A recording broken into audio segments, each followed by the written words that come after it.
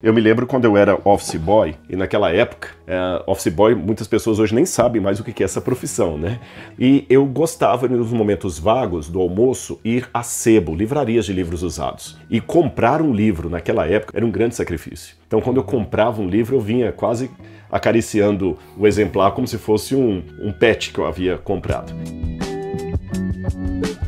E eu me lembro que eu comprei na época esse livro de Santo Agostinho, As Confissões de Santo Agostinho. Eu li, é um livro, até hoje tem as minhas anotações aqui, olha, guardo com carinho as anotações que eu fiz. Li esse livro então na adolescência e é uma obra clássica. Hoje, por questão de espaço, quase todos os clássicos que eu tinha, eu doei para a biblioteca. Eu já doei mais de 2.500 livros para a biblioteca, para outros alunos, porque não cabe aqui. Porém, alguns, como este aqui, eu me recuso a me dispor deles pela história que ele carrega. 64, tá certo? Eu nem era nascido ainda. Aqui na época eu fiz hoje não existe mais isso, eu fiz um carimbo e coloquei Biblioteca Particular de Rodrigo Pecil. Isso é coisa de adolescente empolgado, né? Hoje eu já não tenho mais isso. Eu sempre tinha um encantamento pelos livros. E eu me recordo, quando na infância eu frequentava a igreja católica do meu bairro e eu via a estante de livros do pároco. Era um padre culto, ele tinha estudado em Roma, tinha estudado em Jerusalém, Padre Roque, depois virou Dom Sebastião Roque. Ele falava, isso aqui é assim que é a língua da época de Jesus. Ele falou assim, olha, um padre não tem filho, mas ele pode ter herdeiro. E ele me doou a biblioteca dele. Então tem muitos livros deles, alguns estão guardados lá em cima, outros estão espalhados aqui. Por exemplo, eu lembro de um dos livros que ele me deu foi justamente esse aqui, olha, que é uma Bíblia em latim, tá certo? Então aqui você tem Bibliorum Sacrorum, que é a Justa Vulgata Clementina, que é justamente a Bíblia em Vulgata, a Bíblia Latina, e esse aqui foi um dos livros de Dom Sebastião Roque, e eu tenho com muito carinho. Eu estava uma vez num sebo em Boston, perto ali da Universidade de Harvard. E eu vi um livro no canto assim, jogado, com a capa solta, e uma tag, assim, com o número 5. E eu perguntei para a moça do caixa assim, escuta, quanto custa esse livro aqui? E ela, com ar de poucos amigos, falou assim, o preço está aí, $5. Eu falei, senhorita, desculpe-me, eu estou insistindo porque este livro que eu tenho aqui em mãos é um exemplar de John Milton, O Paraíso Perdido, do século XVIII, e ainda com ilustrações de Gustave Doré. É $5. Quer ou não? Eu falei, quero e quero o recibo. Isso aí foi um achado quase arqueológico. Pena que esse eu acabei doando para o Museu de Arqueologia que nós temos aqui no NASP, por isso que eu não tenho para mostrar para vocês. Esse aqui é um livro católico, pode ver a data aqui, 1613, e é um livro que traz a lista dos mártires da igreja. Então, é como se fosse uma espécie de manual do ano, onde os padres, a missa, aqui você tem a missa, os calendários do ano, que é o mês de janeiro, tá certo? Os dias. Então, na missa, os padres rezavam em cada missa para um mártir da igreja. Até a lua era marcada, olha, tá bom? A sexta calenda de abril, era uma outra maneira do Ocidente demarcar os calendários. E é um exemplar, a capa não é original, ele foi reencadernado, mas o miolo está muito bem conservado, e nessa época, lembremos, os livros eram muito caros. Nós estamos aqui praticamente 100 anos depois que Gutenberg inventou a prensa de tipos móveis. Quando Gutenberg inventou a prensa de tipos móveis na Alemanha, ele gastou mais de 5.000 cabras que foram sacrificadas para fornecer material pele para publicar algo em torno de 50 exemplares da Bíblia de Gutenberg. Houve um bispo de Paris que comprou uma Bíblia de Gutenberg. E ao mesmo tempo que esse bispo comprou, um outro político, também de Paris, comprou uma Bíblia de Gutenberg. Lembre-se, antes da invenção da prensa de tipos móveis, os livros eram copiados à mão. Então, evidentemente, que um livro nunca sairia igual ao outro livro. Isso seria impossível. Só que quando aquele bispo foi visitado pelo político, quando ele mostrou, o outro falou, não é possível, ela é idêntica à que eu tenho em casa. Percebendo que eram idênticos um ao outro, não tiveram outra conclusão racional senão dizer bruxaria.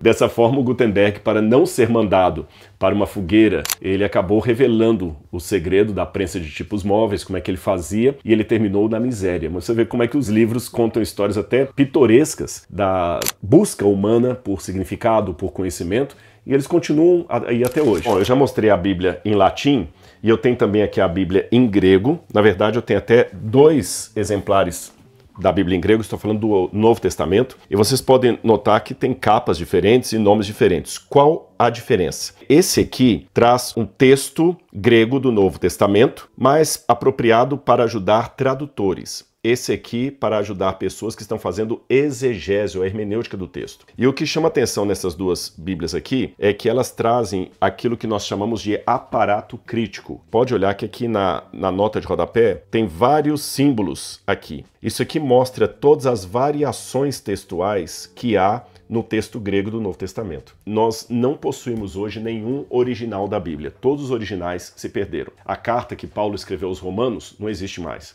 Nós temos apenas cópia de cópia de cópia.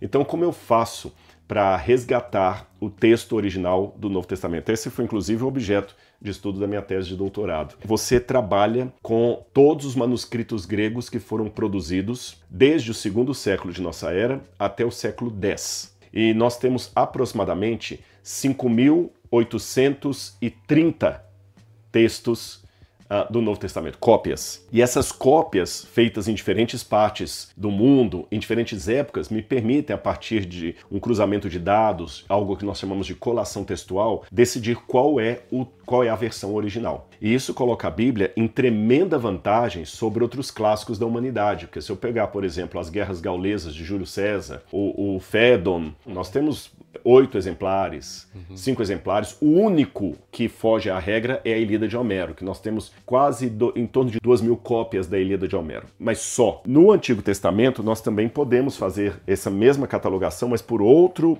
processo. Essa aqui é uma Bíblia em hebraico. Essa também foi lá do Padre Roque, que eu contei a história para vocês e hoje está aqui. Então aqui você tem o texto hebraico e você tem também o aparato dos manuscritos. Até 1947, a cópia mais antiga em hebraico que havia das Escrituras datava do século X. Então a pergunta que se fazia é: como é que você pode ter certeza que o texto hebraico foi mantido bem preservado, sendo que eu estou há pelo menos 1.400 anos após o término do Antigo Testamento?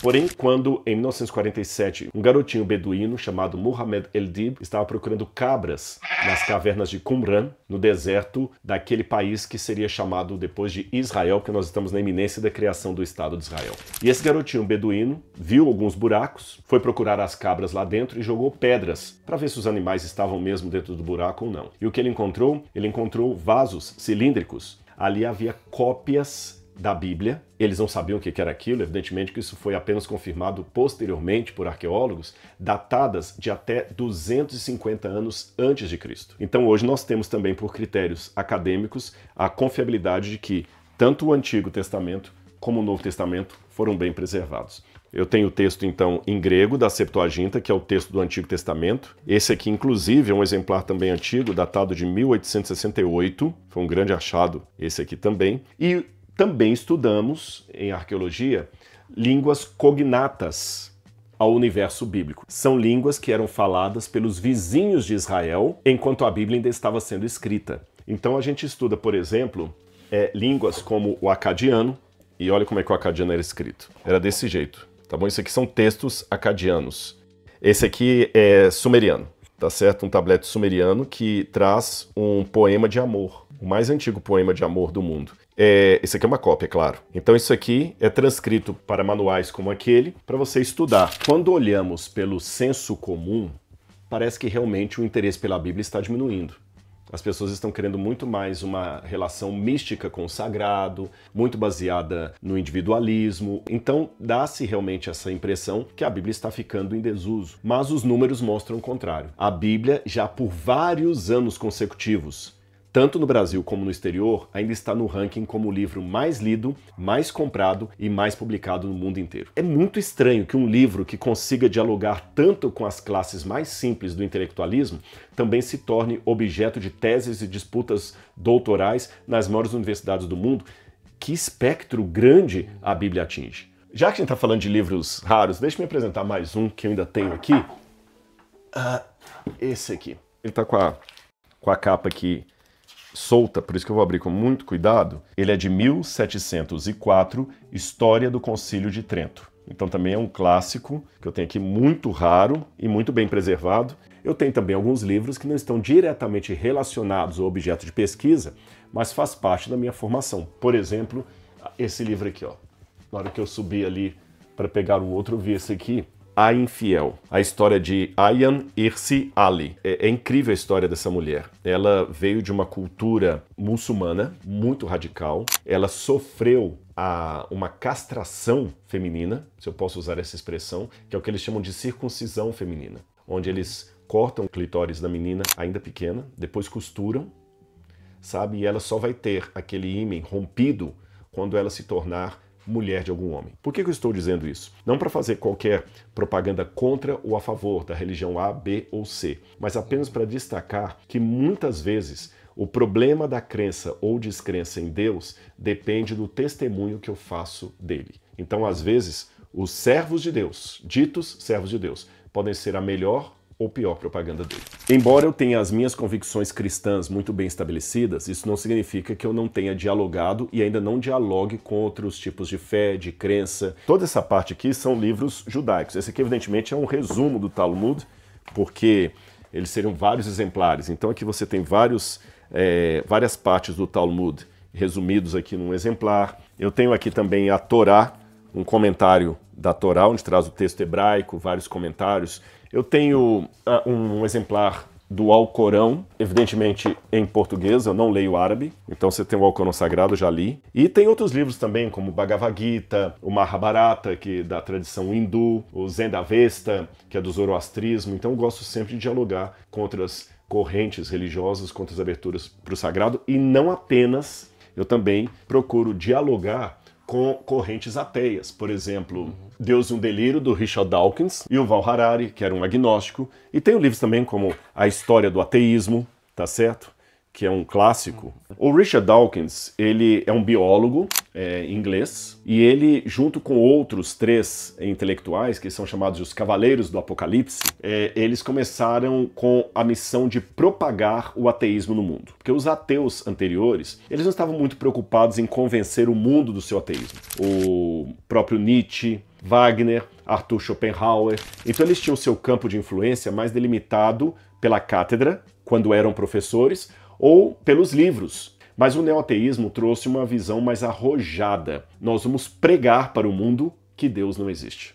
Tanto é que o Richard Dawkins, ele, através de vários amigos com recursos financeiros que bancavam os discursos dele, ele mandava colocar, por exemplo, slogan nos ônibus de Londres, escrito assim: não se preocupe, Deus não existe.